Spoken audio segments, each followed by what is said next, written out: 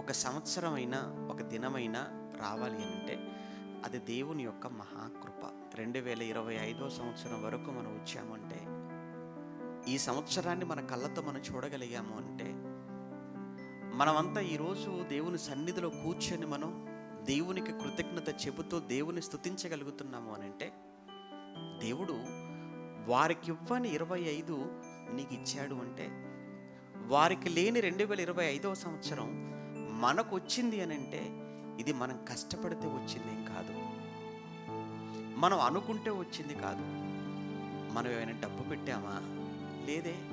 పలుకుబడి ఏమైనా ఉపయోగించామా? కాదే. మనకున్న అధికారాన్ని బట్టి అస్సలు కాదే. అటువంటప్పుడు ఎలా అయ్యా అంటే, ఆయన మనకిచ్చిన దయా కిరీటం. దేవుని దయ వలన ఈ 2025 సంవత్సరం నేను చూడగలిగాను. ఇది దేవుడు మనకు దయగా ఇచ్చిన దయా సంవత్సరం, మర్చిపోకూడదు.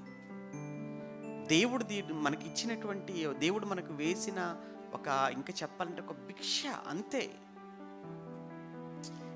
ఎవరైనా ఏదైనా చేయగలరు. ఎన్నోసార్లు చెప్పాను, ఎవరైనా ఏదైనా ఇవ్వగలరేమో కానీ మన జీవితంలో ఆయుష్నివ్వగలిగిన వాడు ఒక్కడే, ఆయన దేవుడు మాత్రమే.